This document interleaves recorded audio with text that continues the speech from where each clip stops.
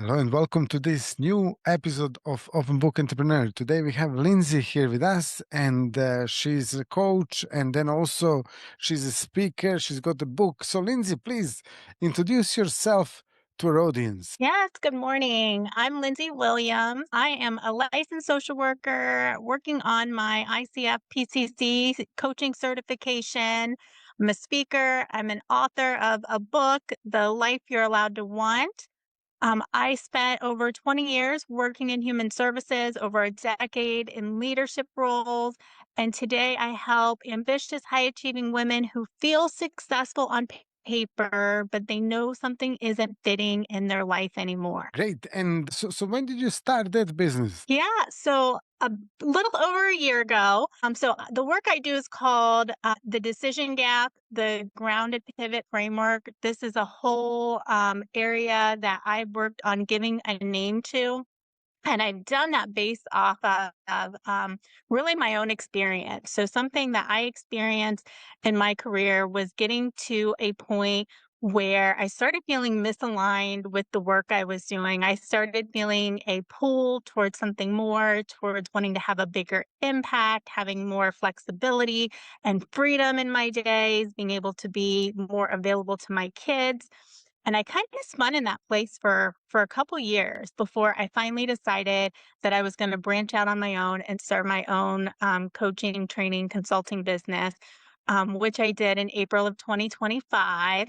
And through that whole process, something that I learned was there's a lot of women out there in that same spot, where you spend the first half of your life and of your career, chasing degrees and titles and credentials and promotions, and you build this life that is what society tells you you're supposed to want. And it maybe looks great on paper, but you eventually hit a point where you feel this tug for something more, and I'm hearing it more and more, across the board with, women kind of in midlife, mid-career, but there's not language to it. So sometimes people will say, "Oh, you're having a midlife crisis." Well, I think midlife crisis is such a dismissive term, that it really is meaning, there's something going on underneath the surface that's pulling you to want more. Some people will say, well, it's burnout. Okay, burnout's a real thing. That burnout is definitely a real thing, but burnout is a symptom, right?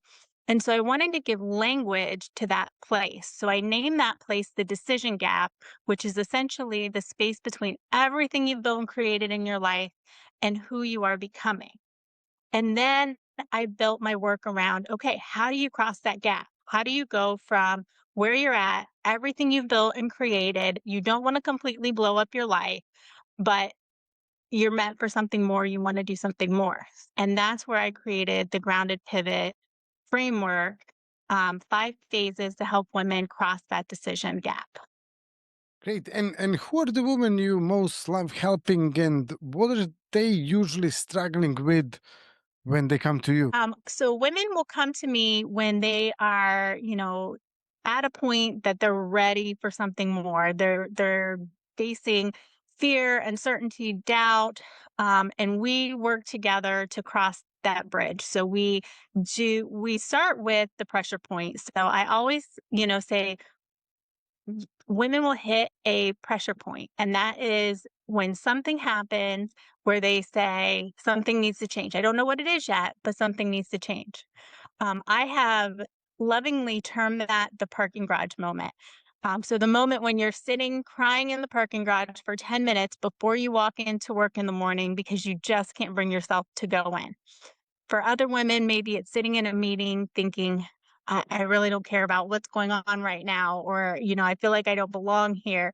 And then for other women, still, it's just that kind of quiet, persistent, hum underneath everything that something needs to change.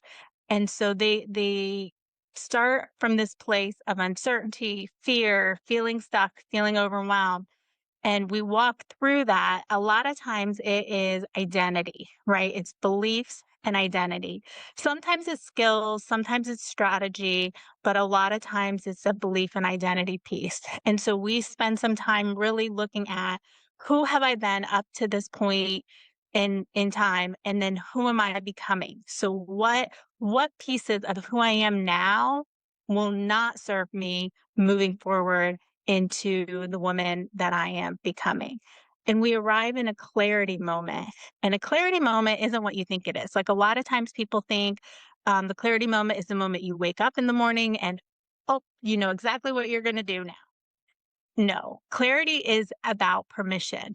It is about finally giving yourself permission to say the thing out loud that you already know deep inside. Like you're having this conversation with yourself, maybe in the car on the way to work, maybe in the shower, maybe at 3 in the morning when your house is finally quiet. You're having this conversation with yourself, but you haven't admitted it out loud. So the clarity moment is really being able to give yourself permission to say that out loud to a witness that can hold space for you and reflect back to you what you're saying.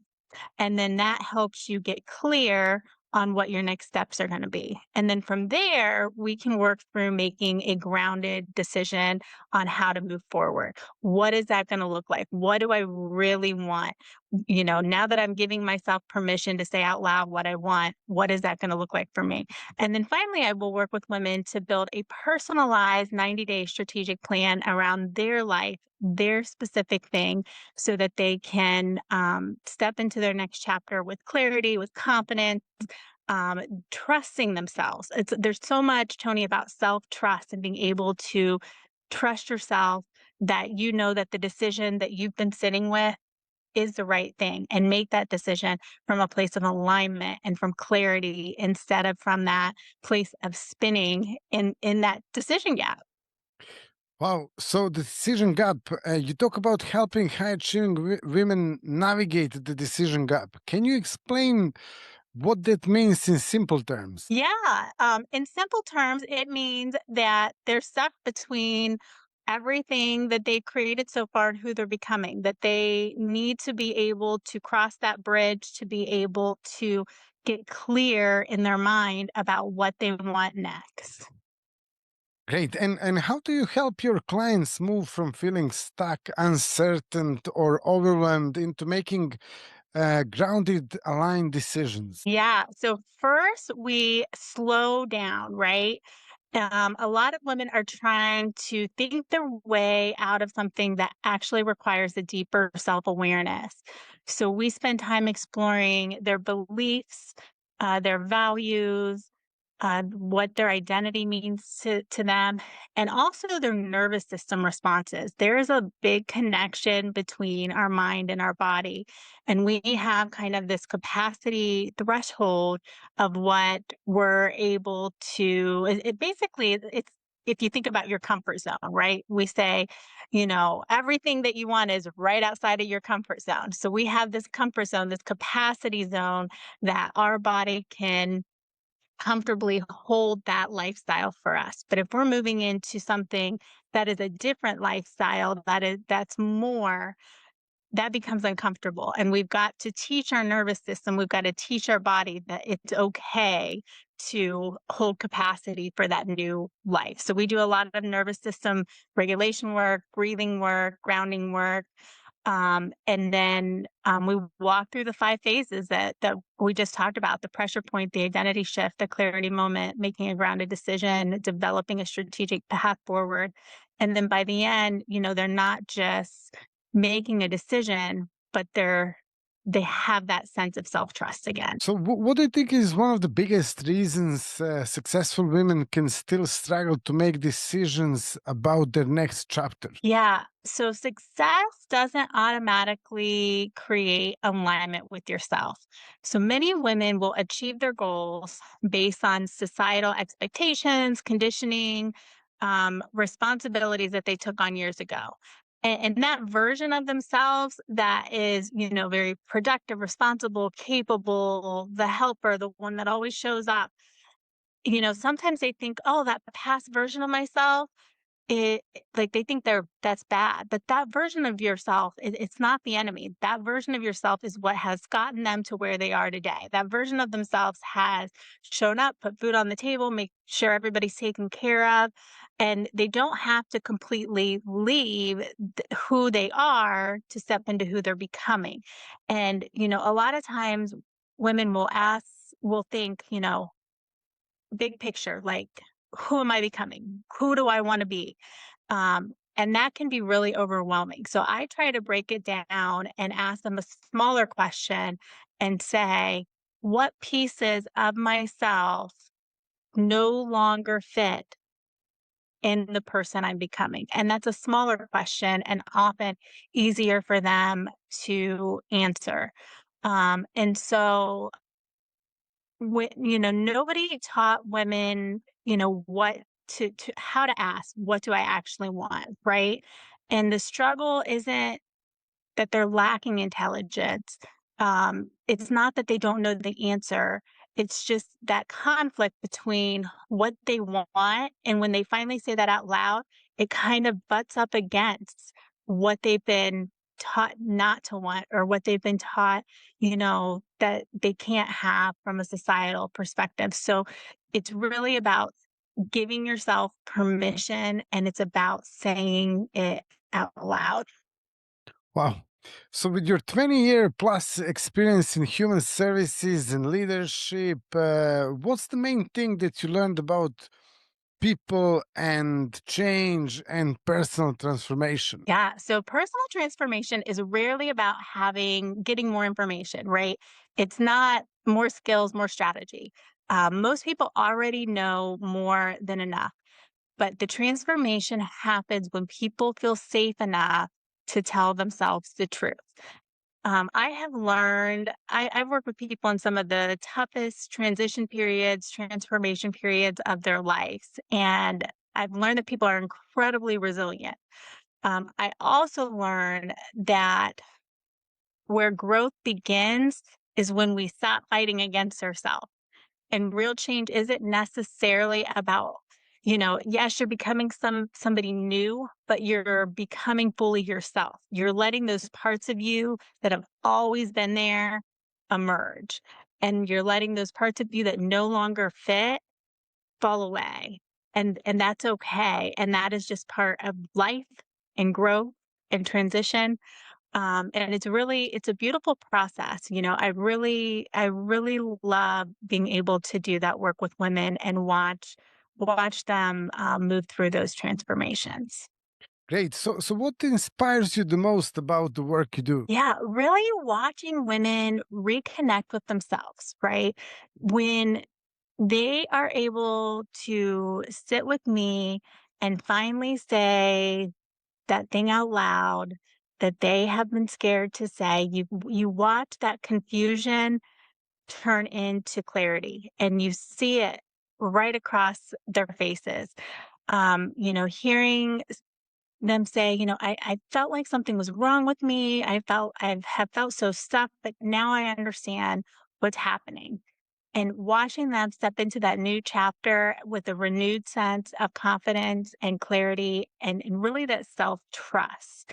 And it's not, I mean, it's about making a decision to move forward, but it's also about reclaiming ownership of their life. Great. So, in your own business right now, and as we were speaking before as well, your goal is to fill up your coaching calendar and double the number of people that you help as well. So, what would that mean for you personally and professionally? So professionally, it would mean my message is reaching more women who need it. It would validate that this work is creating real impact. And on a personal level, it would continue to increase the freedom and flexibility for my family. So I left that 9 to 5 to start my own business to create that freedom and flexibility for my family. And it has done wonders. And there's room to still grow. It would allow me to invest more time in speaking, in writing. I'm working on my second book, and expanding the reach of the decision gap and the grounded pivot.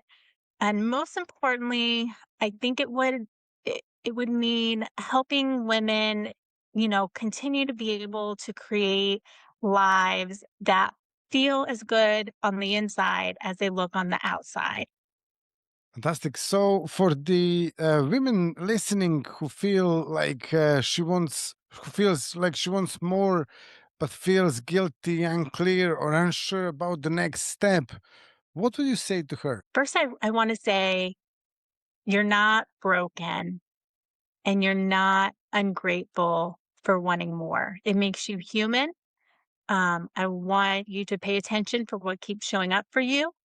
The things that we continually push away often have something important to teach us. And you don't have to have the whole plan. You don't have to see the whole staircase out in front of you. You just need to know your next step.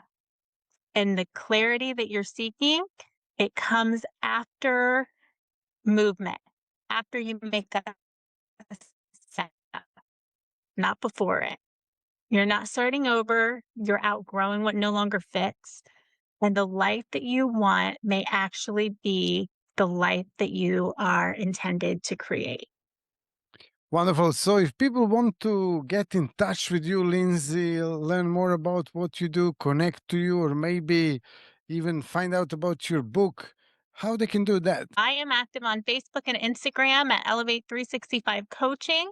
My website is elevate365-coaching.com.